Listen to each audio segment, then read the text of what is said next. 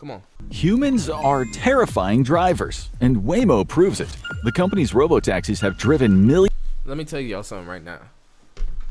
I don't believe this because I found out recently that a lot of these cars that they got the Waymos driving are really Filipino drivers. Now, how much sense does it make that somebody that driving on the left side of the road? Wait, do we drive on the left side? No, we drive on the right side. On the left side of the road is driving my car. Shit don't make no Millions sense. of miles and caused far Y'all think these are just like they program these robots by having somebody drive? You feel me?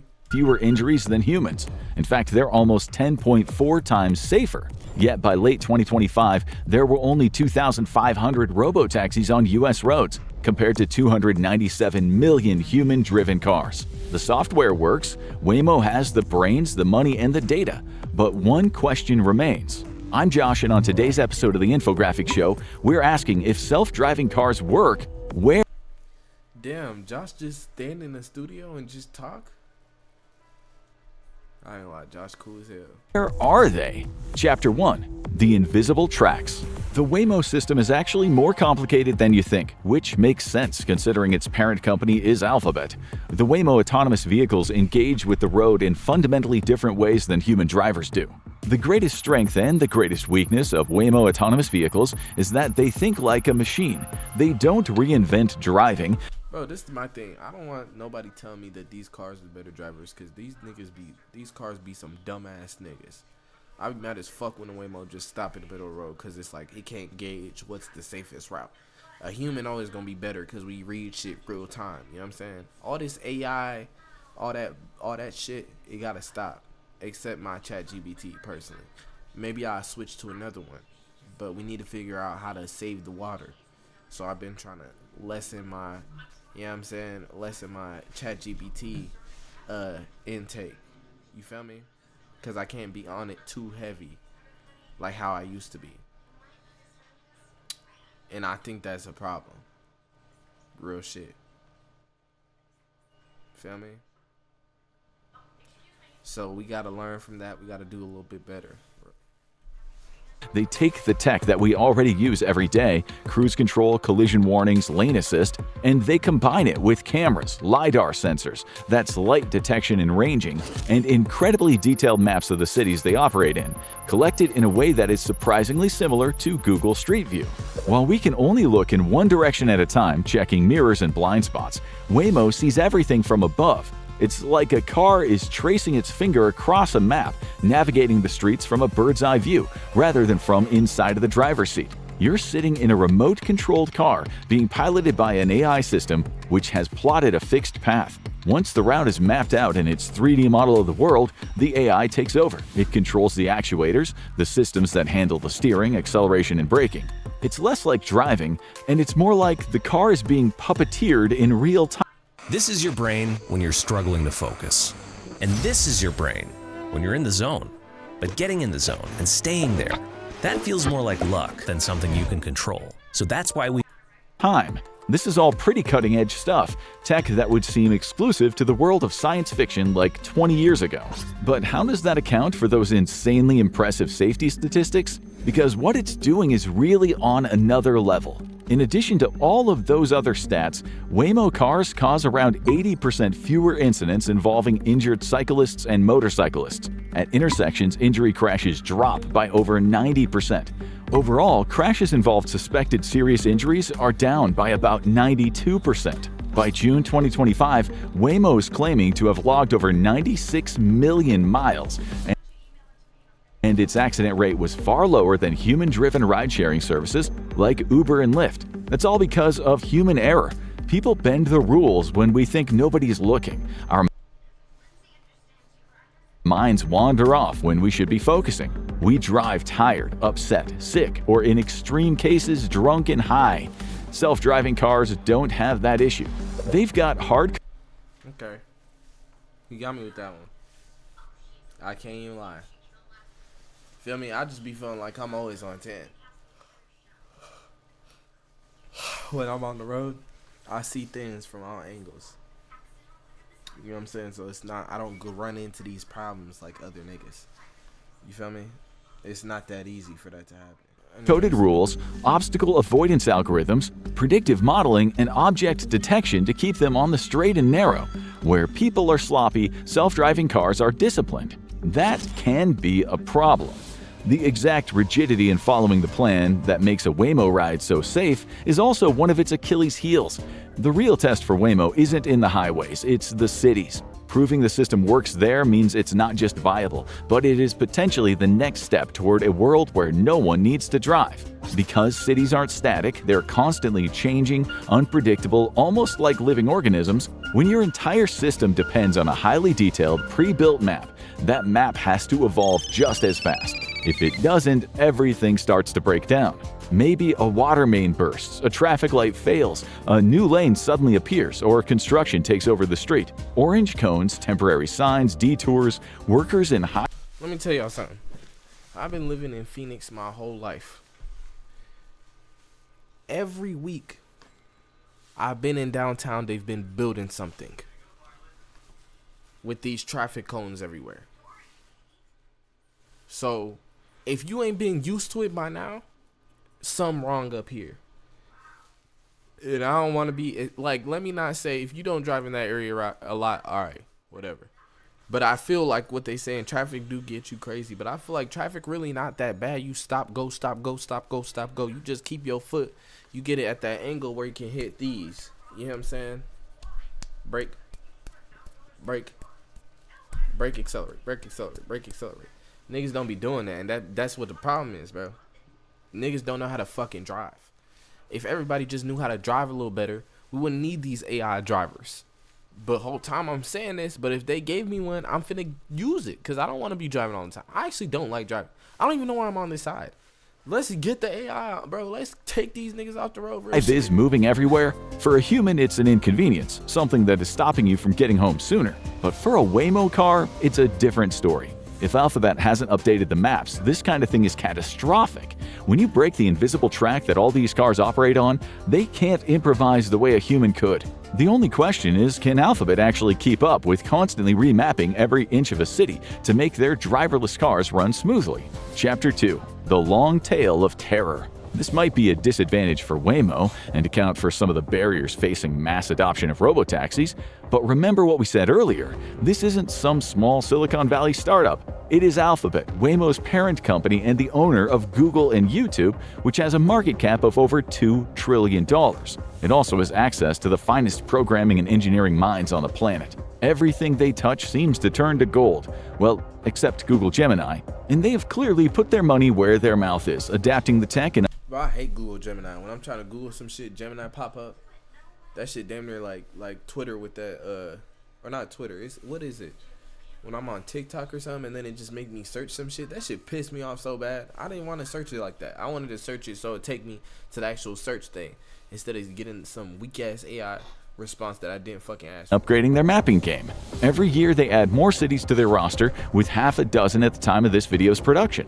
In February 2026, they also began the rollout of their 6th generation vehicles. By this point, they'd clocked over 200 million miles, and they have a vision system that their official press release describes as, quote, far beyond the capabilities of human sight or standard automotive cameras. And the cars have ears now, too. It's short for external audio receivers. These devices mainly detect the sounds of emergency vehicle sirens to make sure the Waymo doesn't get in the way of ambulances, fire trucks, or the police. Alphabet has the money and the resources to scale what had once been their pet project. They're getting better and better at mapping and remapping cities, so it's clear that the fluid nature of city structure isn't going to be a barrier for long. But building new technology in the real world comes with a whack-a-mole effect. Fix one problem and another one will pop up before Alphabet could even react. Even if driverless cars can get the sense of location, they're never going to understand people. That is a genuine problem. People in the zone call them edge cases. These are bizarre, highly specific scenarios that are impossible to predict in advance or program a universal response for. It is the horrors of the long tail, as statisticians put it. These are the rare but critical anomalies that humans can understand and react to instantly, but they would leave a computer completely stumped. If a truck with a bed full of chicken crates took a turn too sharply and filled the road with screeching poultry, a person would know to slam the brakes. Would a Waymo? What if a car's driving down Main Street on a boozy Halloween night and someone in an inflatable dinosaur costume drops a mirror that then confuses the vehicle's digital sensors? Sure, they are hypotheticals, but even more deranged things have actually happened. Self-driving cars have driven straight into floodwaters because they were never... See, off rip, that should have pissed me off. This is the thing. I was just on AI side, now I'm taking it back again. Because how you driving me into water? That shit right there, that's the biggest lawsuit I ever get in my life, though. I'm taking that bread if I survive that. But if I drown, I'm going to come for Waymo in death. Like, I'm not going for that. Whoever the workers, alphabetical order or whatever, they all getting taken down because they going to catch elbows from the dead. I'm not going for no drowning in a car. That's my biggest fear. Actually, my biggest fear is drowning. But drowning in a car is very much up there because it's even worse. Now I'm sinking down. I'm like, oh, shit. I'm seeing the water start filling up the car. Nigga, I don't even got a chance to breathe. I gotta try and break a window. I can't just swim out that motherfucker, and I'm not even a good swimmer. So once I'm deep enough, I'm not getting out that motherfucker. It's just I'm gonna start praying and calling people. Please, somebody help me. And I'm not going for that. They're specifically programmed not to. They also didn't know how to avoid an active crime scene where police have their guns drawn, something a human driver would have the good sense to avoid most of the time. And in one of the most horrifying incidents we found, a non-Waymo self-driving car in San Francisco in 2023 ran over a pedestrian and dragged them 20 feet, causing multiple serious injuries. That's not a very human choice. That said, it's not like Waymo hasn't been involved in some high-profile cases that might have made the public a little bit nervous about getting into a driverless car. Waymo vehicles have consistently been criticized for speeding past stopped school buses at dangerous speeds. In I remember I did that shit once because I didn't know the stop sign rule with school buses. I sped right past that motherfucker. Nigga, the honks I got and the dirty faces I received, I'll never do that again in my life. I'm just thinking shit sweet. I'm like, why everybody stop? Out there. Because I'm like, I genuinely still don't understand that rule. If the kid is on this side of the road and the car is on this side of the road, why do I have to stop if I'm on that side of the road? Or wait, no, this side of the road. It don't make sense. It literally don't make sense. What is the kid gonna do? Run out from that side, get in the street and get hit? No, dumb, bro. If a kid that dumb. 2023, a Waymo ran over a dog. In the same year, 2 cars crashed into the same truck in quick succession. In 2024, they hit a cyclist and ran into a telephone pole. In one of the most bizarre long-tail scenarios of all, Waymo attracted massive controversy in San Francisco when one of their cars hit and killed Kit Kat, an internet-famous bodega cat. It caused such an uproar that a local supervisor campaigned for legislation that would allow local governments to make self-driving cars illegal. And that feels pretty mild compared to a 2026 incident where a Waymo taxi blocked an ambulance heading to the scene of a mass shooting. Humans are the victims of human error. Driverless vehicles can fall victim to machine error. And that's something we've all become a little more familiar with in the age of generative AI. With Base 44, a simple sentence becomes your website. These situations are the kinds of things that only humans can understand because, well, we have lived as humans. We can actually understand what's happening from within. Sometimes actual truth and reality can be lost in the reams of raw data that driverless cars are trained on. And critics have brought up that it's hard. I think another problem is that, like, at the end of the day, bro, like he said, bro, there's never gonna be a perfect world where everything is programmed correctly to where this shit don't happen unless Waymo's is the way of getting around. Like electric cars, nobody's driving anymore. Because then when we leave it to straight machines, autonomous, that's when we damn near don't have problems. But then we got to think about paramedics. Will paramedics ever be able to get ridden by, like, electric cars driving themselves? But the whole time, it might be. If everybody else is electric and then there's a fire-like thing and they give them the route, they could just, all the other cars just going to automatically get to the side of the road. And then it's going to go super fast. I ain't going to lie, that bitch might get there way faster. But in a perfect world, I'd be perfect world. Shout out harder than ever to train computers on these scenarios. That's because actually exposing cars to niche, dangerous situations would be both dangerous and extremely costly, given the risks exposed to the hardware. And even then, the problem with long-tail scenarios is simple. No matter how many you train for, the world is chaotic and new ones will always pop up. One proposed solution is using virtual AI proving grounds, where the computers that run Waymo vehicles can explore as many scenarios as possible. It improves their batting average, but the same problem remains. They still can't predict everything or react in real time. If a Waymo car freezes up during an unexpected scenario, it might have a death toll. That is the worst case, but it's still an extremely possible scenario. However, in a dire situation, Waymo does have a hidden contingency plan in place. One that reveals a secret that some would argue goes against the entire point of true self-driving cars. One advantage of self-driving cars? You've got more time to watch videos like this, so make sure to like, share, and subscribe to the machine. Self-driving or autonomous vehicles can sometimes be as much a case of marketing spin as they can be a technical term for an emerging science. That's because if an emergency disables the self-driving features, control of the car will likely be handed over to an overworked technician in the Philippines. That is right. See, this is what I said, in the Philippines, bro. How does this make sense? Why are they the ones doing this? All of Waymo's talk about these autonomous cars being better than human drivers. In a true emergency, it is a human thousands of miles away who's expected to save you. Waymo has been Nigga, in that case, literally let me get the front wheel. Like, I will deadass take control of the Waymo. Like, fuck Waymo, bro.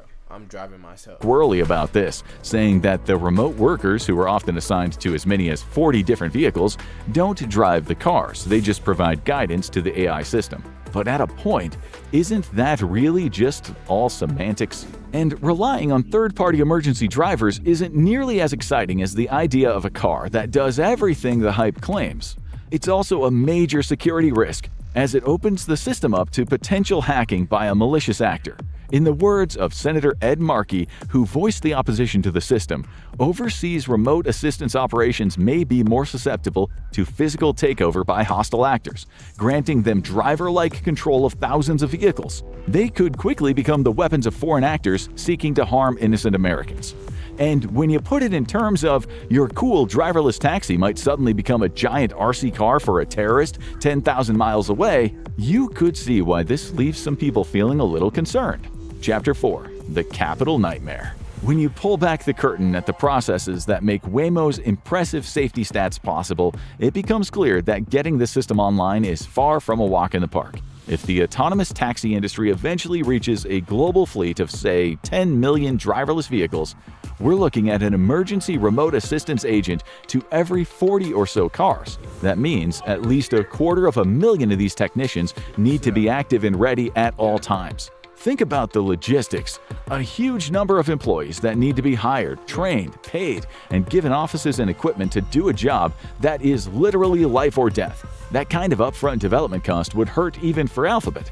It makes you wonder, doesn't just having a driver in the car seem a lot less complicated, even if the risk of getting into an accident is superficially higher? But the truth is, Waymo never really got rid of the driver, they just moved them. Ultimately, if you want to experience being taken from one place to another at affordable prices without needing to drive yourself, we recommend you look into getting a bus pass. Now check out how Jaguar destroyed its 100. So these niggas is saying don't take the Waymos. I mean, I already was feeling that now. But like, at the end of the day, the fact is that if these niggas is driving from the Philippines, they have no reason to be using on U.S. roads from the Philippines. In what world does that make sense? They don't even understand U.S. laws of U.S. driving laws. It's different driving in every single country. That shit damn near pissed me off, bro, because, like, I'll never get in the Waymo after that. I ain't gonna lie. In my thoughts, I've been fighting demons, say no invitation. When I lose my shit, it's not cool, bad situation. Why am I wearing all these faces? In my truth, I'm a bad man, can't keep up with the evasion, Gotta stand on business and stay solo. Still praying for the days where the niggas ask for photos. In my head, am I the problem? Bad thoughts, yeah, I caught them. Bloody fists, yeah, I fought them. Road to riches, I'm on the bottom. So do I take my time and just fight my temptation? Or do I let go all my problems? Can I say salutation?